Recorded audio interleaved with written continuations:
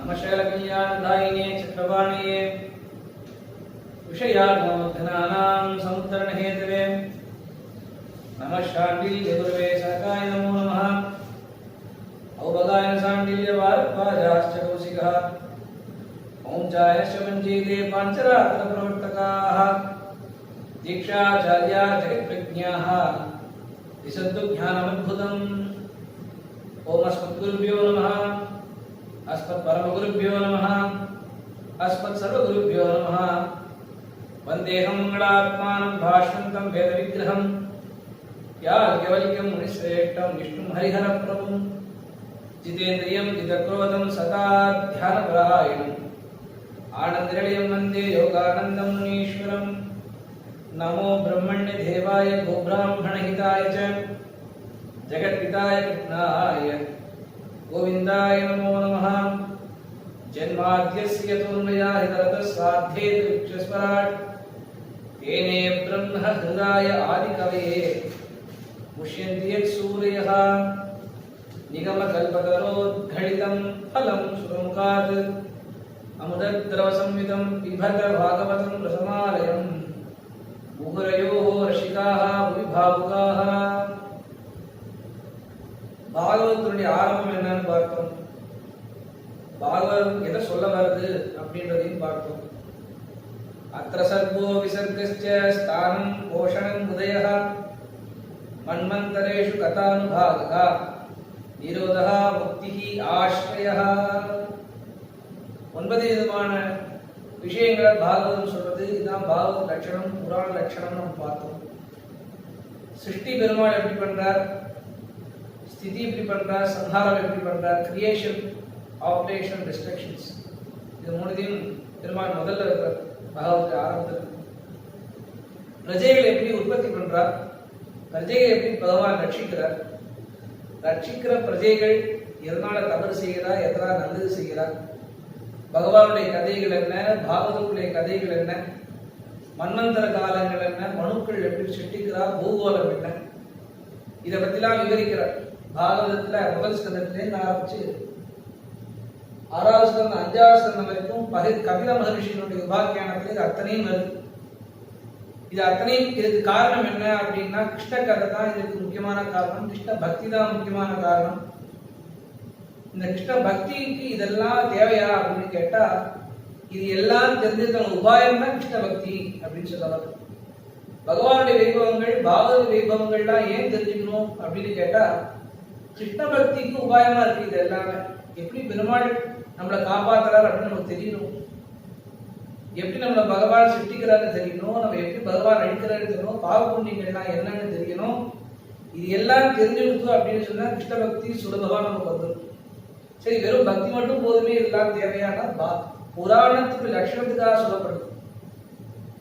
ஆனா பக்தி சாதனமா இருக்கிறதுனால பகவான் கைகூடி வரான்ற கதையை இதனால பார்த்துட்டு வரும். எவ்வளவு சுலபம் பகவானதையும் பார்த்தோம். பஞ்சபாவனம் எப்படி பகவான் சுலபமா இருந்தாருன்னு போன கதை வரைக்கும் பார்த்தோம்.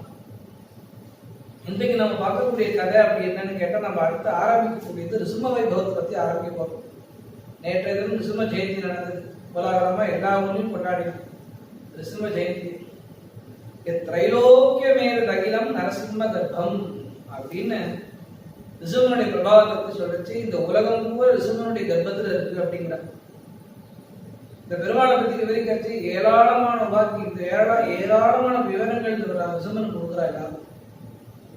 அசுரனை அழிச்சு தேவனை காப்பாற்றுற கதை, அசுரனை அழிச்சு தேவனை காப்பாற்றுற கதை நம்ம பார்த்துருக்கோம். அசுரனும் ஒரே வீட்டுல பிறந்து அப்பன் அசுரனா இருந்து உள்ள அசுரன்னு நினைச்சிட்டு அவன் பெரிய பாகவனா இருக்கான் ஒரே வீட்டுல. அதே வீட்டுடைய பெருமாள் அசுரனை அழிச்சு அசுரன் குணமா நாம பார்க்கணும். இந்த பிரகலாத குணம் என்ன, பரம பாகவதாம குணம். பாகவத மகாத்மியம் பகவத் பக்தி வர்த்தனம். உணவே சொன்னோம், இந்த பாகவதமானது பக்தியை பொழியக்கூடியதுன்னு நம்ம சொன்னோம் முன்னாடி. அதாவது என்னன்னா இந்த புராணங்கள் எல்லாத்தையும் எப்படி நம்ம தெரிஞ்சுக்கணும் அப்படின்னு கேட்டா இதெல்லாம் வேதத்தினுடைய சாரமா இருக்கு. சாரம்தான். இதிகாச புராணாபியாம் வேதம் சமூக கருணையது. இந்த இதிகாச புராணங்களை கொண்டு வேதத்தை நம்ம தெரிஞ்சுக்கணும். வேதத்துல என்னென்னலாம் சொல்லப்பட்டிருக்கோ வேதத்துக்கு மறை அப்படின்னு பேரு. மறைஞ்சு காணப்படுது எல்லாமே. இது எல்லாத்தையும் விவரிக்கக்கூடியது என்ன அப்படின்னு கேட்டா இதிகாசங்கள் புராணங்கள் தான் அதை விவரிக்கக்கூடியது. இந்த வேதமானது அனந்தமா இருக்கு. அந்த வேதமே சொல்றது அனந்தாவை வேதாகான்னு சொல்லக்கூடிய வேதமான என்ன சொல்றது, விஷ்ணோந்தகம் வீரியானிகிய பிரவோச்சைய பார்த்திவாரிசி. விஷ்ணுனுடைய வீரியத்தை என்னாலே சொல்ல முடியும்னு வேதம் சொல்றது. அப்பேரோட வேதத்தை நம்ம புரிஞ்சுக்கணும் அப்படின்னு சொன்னா இந்த இதிகாச புராணங்களை கொண்டு நம்ம புரிஞ்சுக்கணும். என்ன புரிஞ்சுக்கணும் இதிகாச புராணங்கள் கொண்டுன்னா, சின்ன சின்ன கதைகளாக சொல்லி நமக்கு வேதத்துல உள்ள இதுல புரிய வைக்கிறது. பெருமாளுடைய வைபவங்களை இந்த இதிகாச புராணங்கள் நமக்கு புரிய வைக்கிறது. அப்பேற்பட்ட இது அத்தனை விவரிக்கணும் அப்படின்னு சொன்னா வேதத்தை முழுமையா தெரிஞ்சவாதான் விவரிக்க முடியும். அப்பேற்பட்ட ஞானிகள் யாரு அப்படின்னு கேட்டா வால்மீகி, வியாச மகரிஷி கேட்டா இப்பேற்பட்ட ஞானிகள் அவளுக்கு வேதத்தை எப்படி சொல்லணும்னு தெரியறதுனால பாகவத புராணமாகவும் வால்மீகி ராமாயண புராணமாகவும் ராமாயண இதிகாசமாகவும் சொல்றாங்க. இப்பேற்பட்ட வேதத்துல எல்லாருக்கும் பெருமாள் சமூகம் சர்வபூதேஷு நமே துவேஷு நப்பியா ஏ பஜந்தி மாம் பக்தியா மைஷே தீர்த்தா. எல்லாரும் பகவான் குரு தானே. அப்படி இருக்கும்போது தேவர்களுக்கு ஒன்றும் அசுரனும் பெருமாள் நினைப்பானா? எது பக்தின்னு பார்த்து பெருமாள் அங்க சப்போர்ட் பண்றான். அதான் உண்மை. பெருமாளுக்கு பக்த நிமன்னோ அபக்த நிமன்னோ பேதம் கிடையாது. இவனுக்கு உயர்ந்தவனோ தாழ்ந்தவனோ பேதம் கிடையாது. இவன் பணக்காரனோ இவன் ஏழைகளோ பெருமாளுக்கு பேதம் கிடையாது. காரணத்திலும் பெருமாளுக்கு இந்த பேதம் வராது. ஒரே ஒரு பெருமாள் கேட்டகரைசேஷன் இருக்கான். இவன் பக்தன் இவன் அபக்தன். அந்த பக்தன் அபக்தன்றதும் அவருடைய அபேட்சையினாலதான். ஒருத்தன் பக்தனானதோ அபக்தனாலோ அவனுடைய குணங்களாலதான் பக்தனா அவனுடைய பெருமாள் இப்படி யாரையும் படைக்க மாட்டான். ஏன் அப்படின்னா அவனுடைய காமேஷகா குரோதேஷகா ரஜோகுல சம்பவகா மகாபலோ மகாபாசா வித்தியனும் தேவையனும். ஒருத்தருடைய காமமும் குரோதம் வந்து அவனை பக்தியாவோ அவக்காக மாத்திரை தவிர பெருமாள் யாரையும் பக்தன் அவத்தனும் படைக்கவே இல்லை. அப்பேற்பட்ட வேதம் என்ன சொல்றது, விஸ்வரூபன் அப்படின்னு கதையை ரொம்ப விவரணமா சொல்றது. அந்த விஸ்வரூபனாலதான் விருத்ராசுரன் அசுரம் பழக்கம்னா பெரிய பக்தனா இருக்கான்.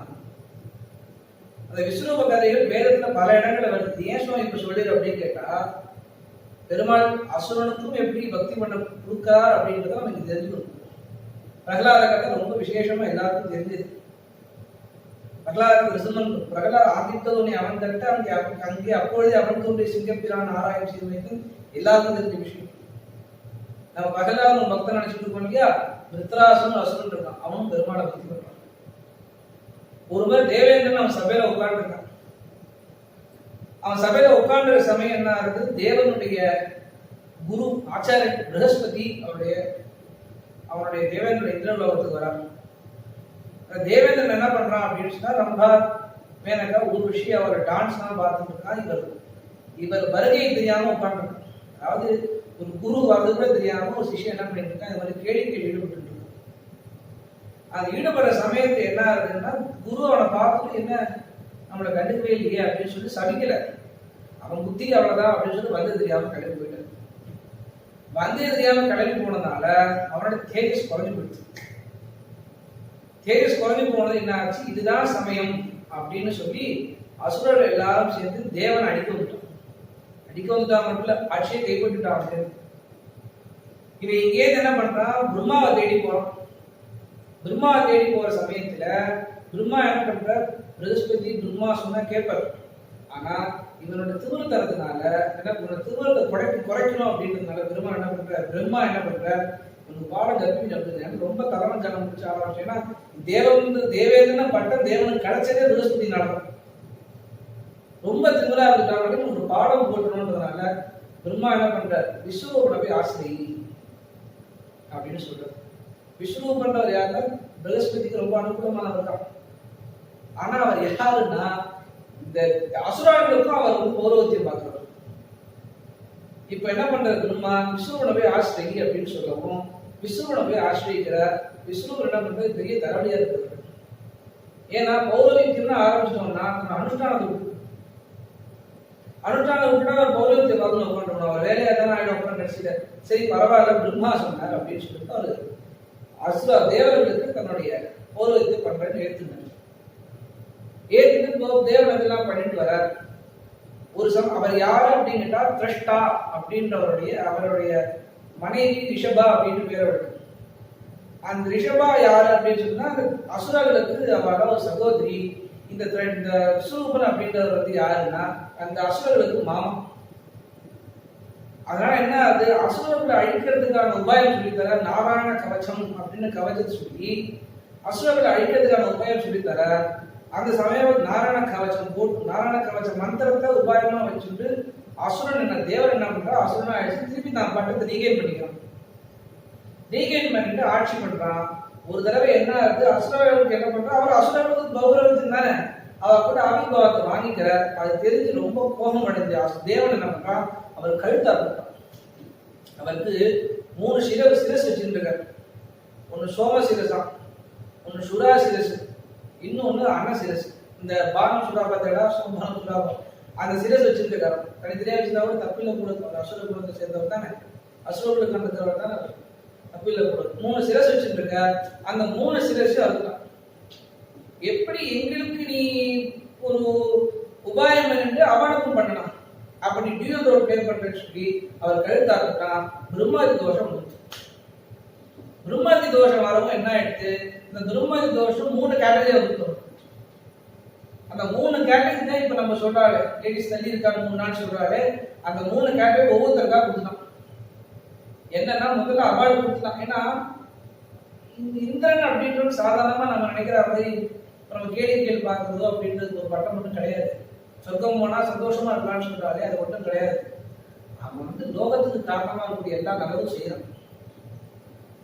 அவன் நல்லதும் செய்வான், நல்லது செய்யதான் வேலையே. அவனுடைய ஒரு பார்ட் ஆஃப் ஒர்க் அதெல்லாம். அதுதான் பிரசித்தமா பேசப்படுறது தெரியல வெளியில. ஆனா அவன் நல்லது பண்றது தெரியல. இவன் நல்லதான் பண்ணிருக்காரு. ஏன்னா லோகத்துக்கு அவன் பிரசித்தியா இருக்கான், லோகத்துக்கு இதனா இருக்கான், ஹிதமா இருக்கான் இல்லையா அவன். அவனை இதையும் பண்றான். அந்த லேடிஸ் முன்னாடி தள்ளிட்டு பார்த்தா முதல்ல அவார்டு கொடுத்தான். அந்த 3 தலையா இருக்கிறதுனால அந்த 3 பேருக்கு இந்த பிரம்ம தோஷம் வந்துட்டு முதல்ல அவார்டு கொடுத்துருக்கான். அப்புறம் 3 நாள் ஜலத்தை குடிக்கூடாதுன்னு சொல்லுவாங்க, ரஜஸ்வலா அப்படின்னு சொல்லுவாங்க. அந்த 3 நாள் நதி கொடுத்தான். அடுத்த முறை என்ன ஔஷதமா இருக்கக்கூடிய இந்த லேண்ட்ஸ் தான் இருக்கு இல்லையா, ரொம்ப நம்ம ஒரு லோக்கலா சொல்ல போனோம்னா வேஸ்ட் லேண்ட்ஸ் அப்படின்னு சொல்லுவாங்க இல்லையா, அந்த வேஸ்ட் லேண்ட்ஸ் கொடுத்தான். தன்னுடைய தோஷத்தை 3ஆ விபாகம் பண்ணி கொடுத்தான். பேர பெருமாளை போய் சரணடையாது. ஏன் அப்படின்னா தோஷம் வந்துட்டு திருப்பி தேஜஸ் குறைஞ்சு போச்சு, திருப்பி அசுரா வந்து அடிக்க வந்துருவா அப்படின்ற பயம் வந்துருச்சு. உடனே இங்கே என்ன பண்றா, பெருமாள் அப்படி உபாயமா தேட போறான். பெருமாள் டைரக்டா அவனுக்கு வந்து உபயோகம் பண்ணல. ஏன்னா இவன் அசுர குணத்துல இருக்கான், தப்பு பண்ணது மிகப்பெரிய தப்பு. அவனை பெருமாள் உபாயம் பண்ணாதான் தப்பான ஸ்டேஜ் பெருமாள் உபாயம் பண்ணான்னு ஆயிடுச்சு. அதனால பெருமாள் என்ன பண்றாரு அப்படின்னு சொன்னா ஒரு வழியை மட்டும் சொல்றாரு. ததீச்சின்னு முனிவர் இருக்க, அந்த முனிவருடைய அஸ்தி எடுத்துக்கும். அந்த அஸ்தியில வர ஆயுதம் தான் வஜ்ராயுதம். அதை எடுத்துட்டு நீ அவனோட சண்டை போடணும். யாரோட சண்டை போடணும், அசுரனோட சண்டை போடணும். அந்த அசுரன் இருக்கான், உத்தராசுரன் பின்னாடி வர போறோம். உடனே என்ன பண்றான், ததீச்சி முனிவருக்கு அஸ்தியை கொடுத்து கேட்கிறான். ஒருத்தர் யாராவது கொடுப்பாங்க, யாராவது போய் கொடுப்பாரு. அது ஒரு சுவாமி அஸ்தியை கொடுத்தா யாராவது கொடுப்பாளா? பரமயோகீஸ்வரனா இருக்கிறதுனால ததி பரோகாரார்த்தம் இதம் சரீரம் அப்படின்னு ததீச்சிந்த முடிவு என்ன பண்ணா அந்த அஸ்தியை கொடுக்குறார். வஜ்ராயுதம் அவன் எடுத்துக்கிறான். இங்க தன்னுடைய விஸ்வரூபன் அப்படின்னு தலையை அறுத்துட்டான் இல்லையா, அவருடைய அப்பா தான் திரஷ்டான்றவர். அந்த திரஷ்டான்றவர் என்ன பண்றார், ஒரு பெரிய யஜ்ஞம் பண்றார். இந்திரஸ்தோ விவர்த்தா, இந்திரனை கொள்றதுக்கான பிள்ளைனா ஹோமத்துக்கு வர வைக்கிறேன் அப்படின்னு சொல்லி ஆயுர்வாதம் கொடுக்கக்கூடியவர் ஸ்வரலோகம் வந்துட்டு. இந்திரனை கொல்ல வேண்டிய வித்ராசுரனை நான் படைக்கிறேன்னு சொல்றது பதிலா இந்திரனாலே கொல்லப்படுற வித்ராசுரன் நான் படைக்கிறேன்னு சொல்லி அறிவுறும். இந்த ஸ்வரலோகம்னு சொல்றா பார்த்தீங்கன்னா ஸ்வரலோகத்துல அர்த்தம் மாறி போச்சுன்னா அந்த மொத்தமும் அந்த ஒரு சப்தமே மாறி போயிடும். அதனாலதான் எல்லாருக்கும் சில ஸ்பேங்காவுக்கு எல்லாருக்கும் சொல்றது இல்லை. சரி எல்லாருக்கும் சொல்றது இல்லை, நம்ம வேதம் பார்க்கறான்னு சொல்றா இல்லையா, அவ வார்த்தை அவ மாமியார் பிரியமா தானே இருப்பா. சரி மாமியார் கூடல போட்டு ஏன் சொல்லி வைக்கலாமோ, ஏன் பிராமணாவை மட்டும் வேதத்தை சொல்றா அப்படின்னா அவளுக்கு அந்த 7 வயசுக்குள்ள சொல்லி 7 வயசு, அதாவது கெட்ட வார்த்தைகளோ நல்ல ஒரு வெளியே போய் சரௌண்டிங்ல இருந்து கேட்காத ஒரு வயசுல அந்த வேதத்தை கொடுத்துணும் அவளுக்கு. இந்த குழந்தைங்க 7 வயசுக்கு மேல பள்ளிக்கூடத்துக்கு அனுப்புறா பார்த்தீங்களா, இப்பதான் பள்ளிக்கூடத்துக்கு அனுப்புறா. அப்பெல்லாம் குருகுலம் தான் அனுப்புறா. கூட பொண்ணு குருகுலத்துக்கு ஏன் அனுப்புறாங்கன்னா அந்த ஏஜ்ல எந்த கெட்டமான சப்தமும் கால விழா சங்கத்தை வேதத்தை கற்றுக் கொடுப்பாங்க. பிராகிருதம்னு பாஷை இருந்தது. வேதாந்த தேசிக சுவாமி பிராகிருதம் பாஷைக்குன்னு அச்சுவேஷயம்னு இருக்காரு. அம்மூர் நச்சிய ஷியா சீயா சன்னமித தவிட்டோ பரிவாரிய பரிவட்டோ வாரேசி அப்பண்டித அத்தனமம்மானம் ஸ்ரீவேங்கடநாதச்சோ கைதக்கரிய சந்தச்சோன்னு இருக்காரு. லேடிஸ் அந்த காலத்துல பிராகிருத பாஷை பேசுவா. அவளுக்கு ஈஸியா இருக்கும். இப்ப நம்ம சம்ஸ்கிருதம் சொல்ல முடியாது, நம்ம சொல்லலாம். ஒரு சின்ன பையனை சம்ஸ்கிருதம் சொல்லி கொடுத்து அவனுக்கு வேதம் சொல்லி கொடுத்தா அவன் சொல்லுவான். லேடி சொல்லுவாருன்னா அவனுக்கு இச்சான வார்த்தை தான் வராது. இப்போ ஜடக்கிரன சகலத தென்னிலபதி மகுடதாட்ட நட்டனாப்பட்டு விபுத அது பகுல மதுபழம் நான் பிறந்தது வரணும். அது மாதிரி பண்ண முடியாது அவனால. அந்த வார்த்தைகள் சுத்தமா வராது. இப்ப பிரேயர் மாதிரி கிடையாது வேதம்ன்றது, அனுஷ்டானமாச்சே. இப்ப மற்ற மதங்கள்லாம் பிரேயர் பண்றா, நம்ம மதத்தை பிரேயர் பண்றது இல்லை. நம்ம அனுஷ்டானத்தோட வழிபாடு வச்சிருக்கோம். அதான் இந்த விஷயமே. அனுஷ்டானத்தோட வழிபாடு நம்ம வச்சிருந்ததுனால அந்த வேத மந்திரங்களை நம்ம உச்சரிக்கிறதுனால வேத ஸ்வரூபத்தினுடைய மந்திரம் மாறி போச்சுன்னா அந்த தேவதைகளோட ஸ்வரூபமே மாறி போயிடும். அவளால் ஈஸியா அடிப்பா வாங்கிக்க முடியாது. நமக்கு அந்த அந்த என்ன விஷயமா பண்றப்போ அது கிடைக்காது. இப்ப அதுதான் இங்க நடந்துட்டீங்க. இந்திரஸ்டோ விவர்தஸ்வன் சொல்ல வந்தவர் இந்திரனால கொல்லப்பட வேண்டியன்னு சொல்லிட்டார். இந்திரனால கொல்லப்படணும்னு சொன்னதும் அப்படி மகாபுருஷன் வந்துட்டான். ஆனா ரொம்ப பக்திமான அவனுக்கு விருத்ராசுரன் பேர் வச்சார். அந்த விருத்ராசுரன் என்ன பண்றான் அப்படின்னா பெரிய சூலத்தோட எடுத்துட்டு இவன் தேஜஸ் கொலையில சமயமா பார்த்து ஒரு ஆயுர்வாதம் விட்டார். அவன் வந்துட்டான். பெருமாள் சொல்ல கேட்டு வஜ்ராயத்தை வாங்கிட்டான். இவன் ரெண்டு பேரும் யுத்தம் நடக்க போகுது. இந்த யுத்தத்துல அட்டகாசம் பண்றான். அந்த விருத்ராசுரன் அட்டகாசம் பண்ணிட்டு இருக்கான். ஆனா அவனுக்கு தான் இறந்து போறோம்னு தெரியுது. தெரிஞ்சு என்ன பண்றாங்க, என்னுடைய இறப்பு இப்படிதான், அதை நான் தெரிஞ்சுட்டேன். ஆனா பக்தி பண்ணியாரு. அந்த யுத்த காலத்திலேயே பெருமாளை வந்து பிரார்த்தனை பண்றோம். அகம் ஹரே தவ பாத பங்கஜா, அகம் ஹரே தவ பாத பங்கஜா. ஒரு சத், அதாவது நிஷ்டையா, அதாவது சின்ன வயசுலேயே சொன்னாங்க அதை மாதிரி வந்தவனால கூட இப்பேற்பட்ட அந்த ஒரு பிரார்த்தனை பண்ண முடியாது. அகம் ஹரே தவ பாத, ஒரு அசுரன் சொல்லுவானா அப்படி பிராணநாதா அப்படிங்கிற பிராணநாதான்ற வார்த்தை எகதிமா கேட்டிருக்காரு மாதிரி ராமாதாரத்துல ரிஷிகள் எல்லாரும் ராமரை நாதா அப்படின்னு கூப்பிட்டாங்க. அதாவது ரிஷிகளுடைய என்ன ஒரு தவம் இருக்குமோ, அவளுக்கு என்ன சக்தி இருக்குமோ, என்ன பக்தி இருக்குமோ, அந்த பக்தி இந்த விருத்ராசுரனுக்கு இருக்கு. அவன் அதோட நிறுத்தல. அஜாத பக்ஷாவிக மாதரம் கதா, அஜாத பக்ஷாவிக மாதரம் கதா. ஒரு கூண்டுல ஒரு சின்ன குருவி இருக்கு. 5 குருவி ஒரு முட்டை போட்டு, அந்த முட்டை அந்த 5 குருவி முட்டை போட்டது குஞ்சு வந்துடுது வெளியில. அந்த தாய் குருவி என்ன பண்றது, போய் இறைய பறிச்சு வரப்போகுது. அதுக்குள்ள இந்த 5 குருவி சின்ன குருவியும் படபடபட நடிச்சுடுது. எங்க போயிட்டா நம்ம அம்மா, அந்த அம்மாவை தேடிட்டு அம்மாவை எதிர்பார்த்துட்டு அம்மாவுடைய வருகையை எதிர்பார்த்துட்டு இந்த குழந்தை அடிச்சுக்கிறது போல பெருமாளே நீ வரதுக்கா நான் அவனை எதிர்பார்த்துட்டு இருக்கேன்னு சொல்றான். இந்த அசுரன் சொல்ற வார்த்தை தெரியுமே. அவன் பிரகலாதன் அவனை பக்தி பண்ணான்னு சொல்றோம் இல்லையா, இந்த குழந்தையும் பக்தி, இந்த பையனும் பக்தி பண்றான். யாரு? விருத்ராசுரன் அசுரனும் பக்தி பண்றான். அகம் ஹரே தவ பாத பங்கஜா அஜாத பக்ஷாவிய மாதரம் கதா. அவனால தேடி அந்த போக முடியாது. என்னுடைய சக்தினாலேயோ என்னுடைய பிரபத்தினாலேயோ என்னோட பக்தினாலேயோ என்னால உன்னை தேடி வர முடியல. ககரு பூப்பர் சேட்டியாவே கிஸ்ல நிறனா போய், மீராபாய் சொல்ற வார்த்தை. பெருமாள் அந்த மேல படுத்துட்டு இருக்கான், திருப்பாட்டுல பெருமாள் படுத்துட்டு இருக்கான் அப்படின்னா நம்மளால போக முடியாது. அந்த பக்தி எனக்கு இத்தனைக்கு மீராபாய் பரம பக்தி.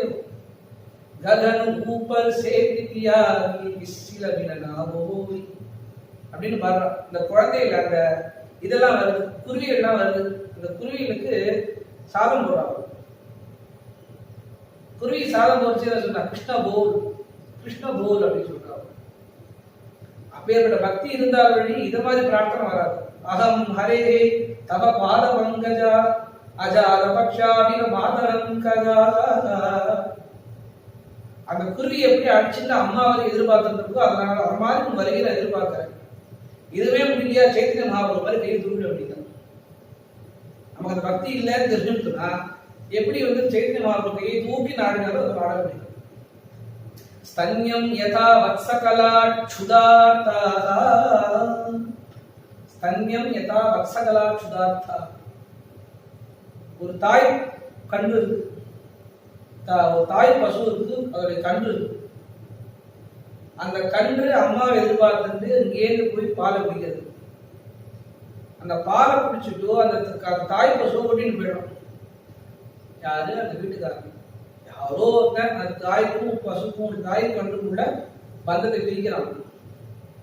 அது மாட்டுக்கு அம்மாட்ட சாப்பிட்டு அது மாட்டுக்கு அம்மாட்ட வந்து உண்மை இல்லையா ஒருத்தர் பந்தத்தை பிரிக்கிறான். அந்த பந்தத்தை பிரிச்சு தாயை தனியாகவும் கன்றை தனியாகவும் பிரிச்சு போறாங்க பார்த்தீங்களா? அது போல என் மனமானது ஒன்னையும் என்னையும் பிரிக்கிறது. நான் பக்தி பண்ணா அவங்ககிட்ட வந்துடுவேனா இல்லையா? அப்ப இருனா அவங்ககிட்ட வரல. அதுக்கான காரணம் என்ன? என் மனம் அதுக்கு இன்னும் அதுக்கான ஆயத்தப்படணும். அந்த கன்று என்ன பண்ணும்? விட்டா தாயை காட்டி ஓடிக்கொள்ளும். அது போல நான் இல்லை, இன்னும் அபக்தனா தான் இருக்கு. ஆனா இப்போ பக்தி பண்றான். ஏன் அந்த வார்த்தை வருதுன்னா அந்த காயாத காதல் பெருமாட்ட பிரபத்தி.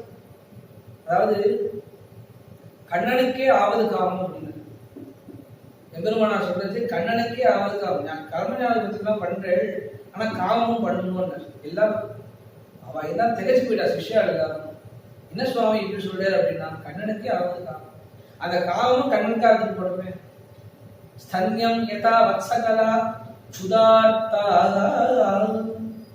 அது ரொம்ப தன்னை நாயிகா பாவத்தை கொடுப்பினான்.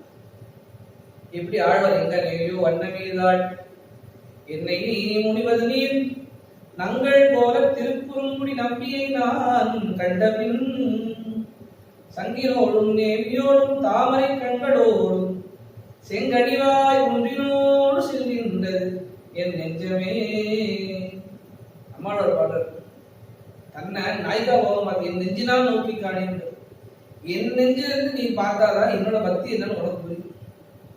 மற்றவாடி பக்தி பண்றா, இவாடி பக்தி பண்றா. சுவாமி உன்னேசம் பண்ற சுவாமி, இவரை போல பக்திமான் உண்டா அப்படின்னு கேட்டா யாரோ நம்ம சொல்லிட்டு போயிடும். நம்ம பக்தி நமக்கு தெரியணும்னு அவசியம் கிடையாது. நம்ம பக்தி அவனுக்கு தெரியும். அவன் என்ன பக்திமான சொல்லி என்ன மனசுல வச்சிருந்தாதான் நான் பக்திவான்னு சொல்ல முடியும். ஏதாவது தியாகராஜர் சொல்ற ஊர்ல எல்லாரும் என்ன பக்தி பண்றேன்னு சொன்னா 96 கோடி நாமஜபம் பண்றேன், இன்னும் பெருமாள் பிரத்யட்சமான தெரியல, நான் எப்படி பக்தி பண்றேன்னு நீ சொல்ற. உன் பக்தி உனக்கு பெருசா இருக்கட்டும், என் பக்தி எனக்கு பெருசா தான் இருக்கும். நான் பண்ற பக்தி செல்பிஷா, நான் பண்ற பக்தி நான் சும்மா உட்காந்து பெருமாள் தியானம் பண்றேன், சும்மா தூங்கி நான் கூட அவன் அப்படிதான் சொல்லிட்டு போவான் என்ன. ஆனா நான் பண்ற பக்தி எனக்கு பக்தியா இருக்க கூடாது. உள்ள இருக்கக்கூடிய பெருமாள் படுத்து ரங்கநாதன் பக்தியா இருந்தா நான் பண்ற பக்தி சரியான பக்தி. அவன் என்ன அழைச்சிட்டு போகணும் பக்தி பண்ணு. நான் எப்படி அவனை போய் அடைய முடியுமா என்னால? ஒவ்வொரு ஜென்மம் கடந்துக்கு மனுஷனா தான் இருக்கும். கைவிடுக்கு போயிட்டோமா போல அப்பயே தெரியாது நம்ம பக்தி என்ன லட்சணம்னு. அப்படி இருக்கிறனால என்ன சொல்ல பிரியம் பிரியே விஷிதம் விஷண்ணா. ஒரு அழகான ஹஸ்பண்ட் அழகான வைஃப் ஆத்துல இருக்கா. அந்த ஹஸ்பண்ட் என்ன பண்றா, திரைக்காடு ஓடுறோம் போய் எதையோ வாங்கிட்டு இருப்பான்.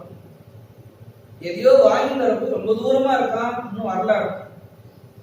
எப்போ அந்த கணவன் தன்னை பார்ப்பான் அப்படின்ற ஒரு ஆசையில எப்படி இந்த பொண்ணு இருப்பாளோ அது போல நான் அவனை காத்துட்டு இருக்கேன். ஒன்னொன்னுக்கும் இருக்கு எக்ஸாம்பிள்ஸ் இருக்கு. மனோ அரவிந்தாட்ச விபிட்சதேத்வாம், மனோ அரவிந்தாட்ச விபிட்சதேத்வாம். மகர் நெடுங்குழிக்காரன திருப்பேர் எம்பெருமான் அரவிந்த லோச்சனுடைய ஒரு व्यक्ति அவனுடைய மனசுக்குள்ள நான் இருக்கணும்னு ஆசைப்படுறேன். யார் சொல்றா? ஒரு அசுரன் யுத்தகலன்னு சொல்றான். பெருமாள் யுத்தகலை பீஷ்மருக்கு அர்ஜுனுக்கு உபதேசம் பண்ணதான் வேற, அது பெருமாளால சொல்ல முடியும். ஆனா ஒரு அசுரன் இப்படி பக்தி பண்றானே, எப்பேற்பட்ட பக்தி? ஏன் இப்படி சொல்றோம்னா பின்னாடி கதை தொடர்ந்து வர காரணம் என்னன்னா, இந்த அசுரனுக்கு பெருமாளா இந்த பசுரனை பெருமாளுக்கு கொல்ல போற பின்னாடி கேட்க போறான். என்னதான் பக்தி பண்ணினாலும் அசுரன் பக்கம் தோல்வியும், ஒண்ணுமே பக்தி பண்ணாம போய் வஜ்ராயத்தை வாங்கிட்டு வந்த தேவன் பக்கம் வெற்றியுமே பெருமாள் தராரு அப்படின்னு நமக்கு புரிய வைக்கிறதுக்காக இன்னும் கதை வரப்போகுது. அந்த புரிய வைக்கிறதுக்காக தான் சும்மாவதா கதை. சமூகம் சர்வபூதேஷு நமே துவேஷு நப்ரியா ஏ பஜந்தி து மா பக்தியா மைதே தேடுறாங்க. எல்லாரும் ஒண்ணுதானே, எனக்கு நீ வேற நான் வேற இருக்க மாட்டேன், எல்லாரும் ஒண்ணுதானே. அப்படி ஒன்னா இருக்கும் பட்சத்துல பக்தர்கள் ஒரு பட்சமும் அபக்தர்கள் ஒரு பட்சமும் பெருமாள் பட்சவாதம் பார்க்காம எல்லாருக்கும் ஒரே மாதிரி அனுகிரகம் பண்றார் அப்படின்னு சொல்றதுக்கான காரணம் என்னன்னா, அவரோட பக்திக்கு ஏற்றாவே பெருமாளுடைய அனுகிரகத்துக்கு நடத்தும். யாதிசி யாதிசி ஸ்ரத்தா சித்தி பகுதி. 30 பக்தி பண்றியா?